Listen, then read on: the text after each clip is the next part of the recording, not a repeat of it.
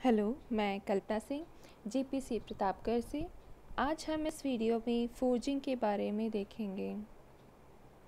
Forging is the process of forming and shaping metals through the use of hammering, pressing और rolling. Forging process में हम metal को shape देते हैं। किस तरह से देते हैं? हैमर करके, प्रेस करके या फिर रोलर्स का यूज़ करके। जैसे कि हम एक सिंपल से एग्जांपल देखते हैं। जो एक लोहार होता है वो मेटल को हथौड़े से मार मार के शेप देता है, वो फोर्जिंग होता है। फोर्जिंग हम दो तरह से क्लासिफाई कर सकते हैं, ओपन डाई फोर्जिंग और क्लोज डाई फोर्जिंग। हम ओपन डाई फोर्जिंग देखते हैं। In open die forging the hammer is connected to upper die and it deforms the workpiece. Workpiece is placed on the stationary anvil. Open die forging के अंदर lower die पे हम workpiece को रखते हैं और अपर डाई से हम हैमर को कनेक्ट करते हैं। वो हैमर वर्कपीस के ऊपर स्ट्राइक करता है और रिपीटेड स्ट्राइक से वर्कपीस पे शेप दिया जाता है और इसमें लेंथ कम कर सकते हैं। तरह तरह के हम इसमें प्रोसेस कर सकते हैं। इसका डायग्राम देखेंगे। लोअर डाई है, लोअर डाई के ऊपर हमने वर्कपीस को प्लेस किया है। अपर डाई ने ऊपर से स्ट्राइक किया वर्कपीस के ऊपर एंड इस वर्कपीस की देन लेंथ कम हो गई। ये ओपन डाई फोर्जिंग था। Close die forging.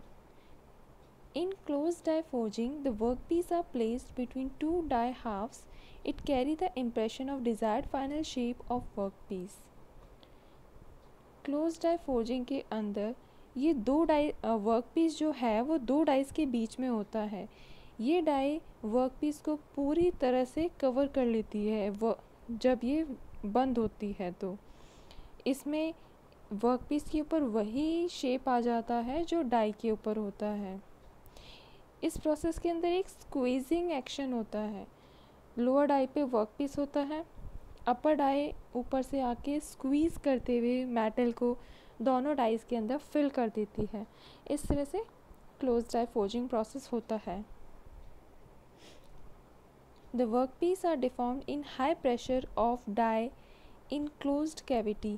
उस क्लोज कैविटी के अंदर हाई प्रेशर की वजह से वर्कपीस डिफॉर्म हो जाता है। The closed die forging is also known as impression die forging. When the hammer die is shaped in required shape as well and then hammer dropped on workpiece, this causes the metal flow in die cavities and fill. तो इसमें क्या हुआ, जैसे ही hammer means upper die workpiece के ऊपर drop की गई तो वर्कपीस स्क्वीज़ होके उन दोनों डाइस के बीच में फिल हो जाएगा। Closed die forging process is also referred to as impression die forging.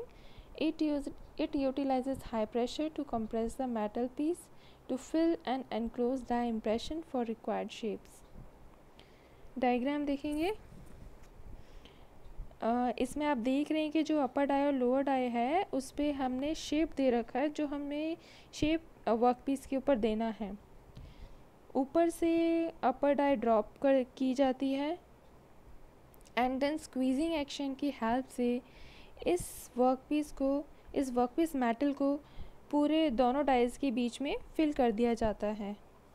इसमें हम थोड़ा एक्स्ट्रा मेटल रखते हैं जो कि हमारे फ्लैश के फॉर्म में बाद में रिमूव हो जाता है। आप यहाँ कोनों में देख सकते हैं बहुत स्मॉल अमाउंट में जो एक्स्ट्रा मटेरियल है वो आ गया है, जिसे हम फ्लैश कहते हैं।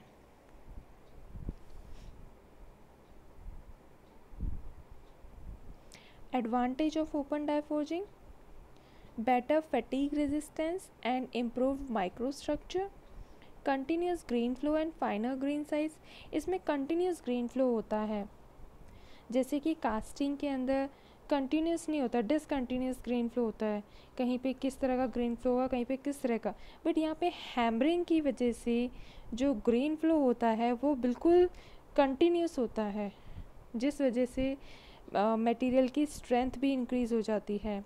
Increase strength and longer part life, जिस वजह से पार्ट लाइफ भी इंक्रीज़ हो जाती है और इसमें मटेरियल वेस्ट कम होता है। ये थे advantage of open die forging के। Advantage of close die forging: the internal grain structure formation increases the tightness and strength of the product.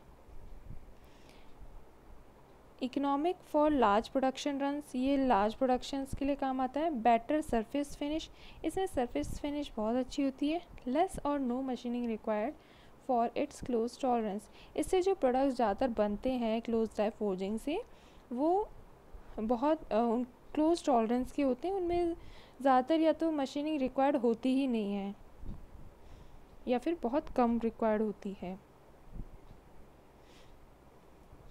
Disadvantage of open die forging: it is not capable of forming closer tolerance and higher precision parts.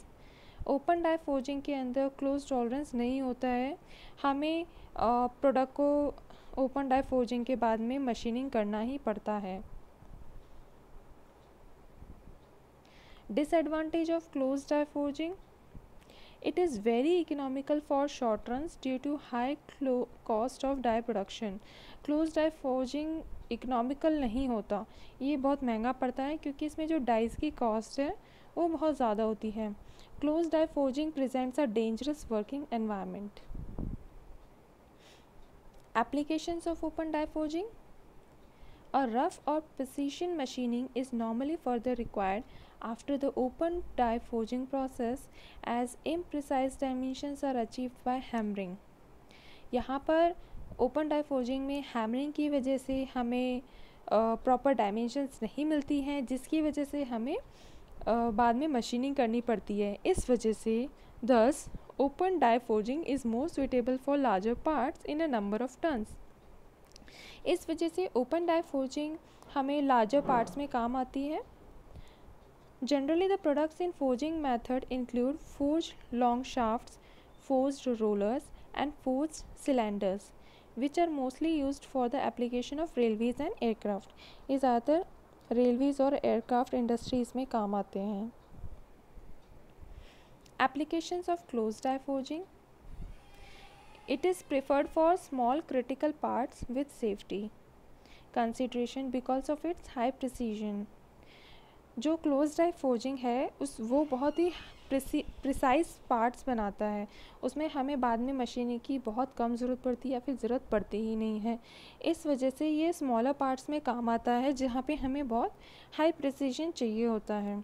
It is highly used to produce small products like forged fitting, forged lifting and rigging hardware, forged automotive parts, etc. Thank you.